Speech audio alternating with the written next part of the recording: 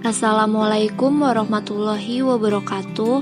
Perkenalkan, nama saya Lutfi Rahayu dengan NIM 18144912003, mata kuliah Analisa Sistem Informasi dengan kode kelas SI103T akan mempresentasikan tentang elisitasi. Pengertian elisitasi yaitu rancangan yang dibuat berdasarkan sistem yang baru yang diinginkan oleh pihak manajemen terkait dan disanggupi oleh penulis untuk dieksekusi.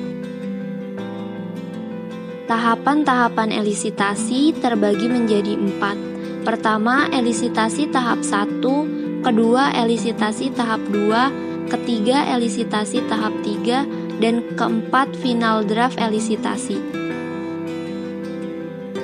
Tahapan-tahapan elisitasi pada elisitasi tahap 1 berisi seluruh rancangan sistem baru yang diusulkan oleh pihak manajemen terkait melalui proses wawancara.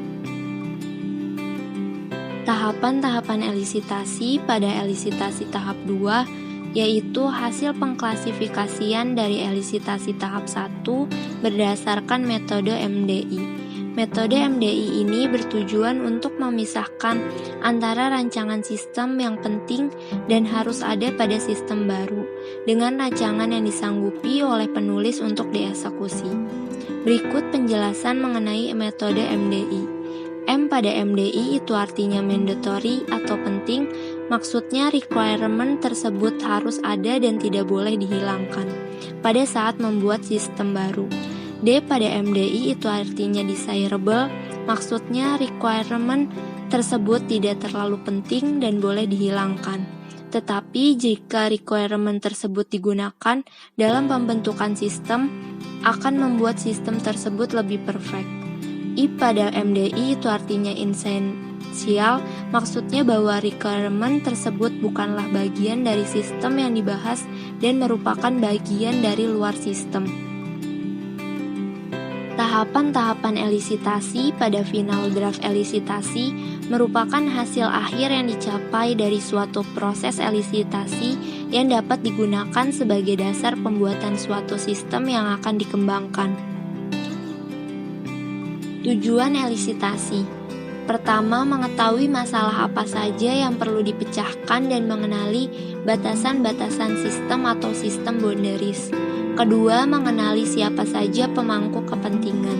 Dan ketiga, mengenali tujuan dari sistem, yaitu sasaran yang harus dicapai.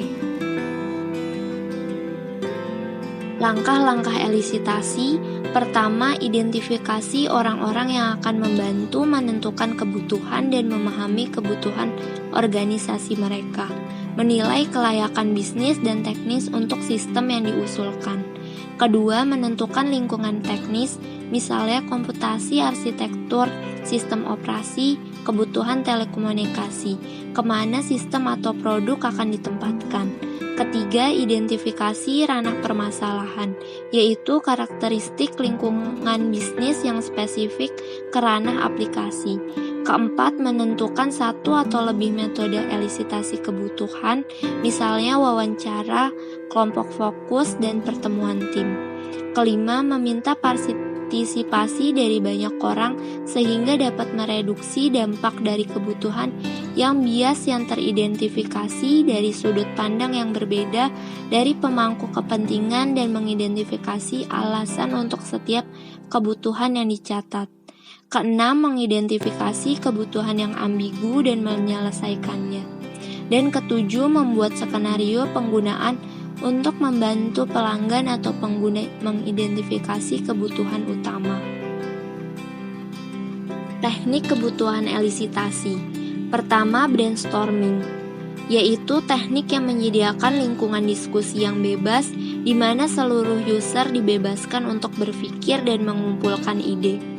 Kedua, dokumen analisis, yaitu teknik pengumpulan kebutuhan dengan cara menganalisa dokumen yang terkait dengan domain permasalahan dalam organisasi. Ketiga, fokus group, yaitu diskusi terfokus dari suatu grup untuk membahas suatu masalah tertentu. Jumlah pesertanya bervariasi antara 8-12 orang. dilaksanakan dengan panduan seorang moderator.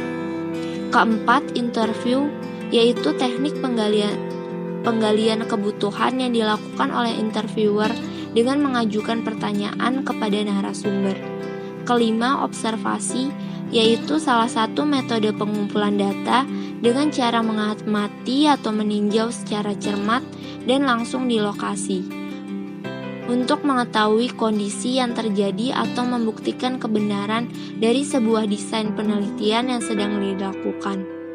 Keenam, proses modeling, yaitu cara formal untuk menggambarkan bagaimana bisnis beroperasi.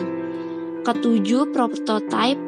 Dengan menggunakan metode prototyping ini, pengembangan dan klien dapat saling berinteraksi selama proses pembuatan sistem, dan klien diberikan kesempatan untuk memberikan masukan dan kritikan sehingga software yang dihasilkan sesuai dengan kebutuhan dan keinginan pelanggan. Ke-8, requirement workshop, yaitu salah satu teknik elisitasi dengan mempertemukan tim developer dan stakeholder proyek untuk mengumpulkan dan mendefinisikan kebutuhan-kebutuhan proyek dalam bentuk workshop. Dan ke-9, kuesioner, yaitu teknik ini tergantung pada desain kuesioner dan bagaimana pengarah sesi pengisian kuesioner memandu. Sekian presentasi dari saya, kurang lebihnya mohon maaf. Wassalamualaikum warahmatullahi wabarakatuh.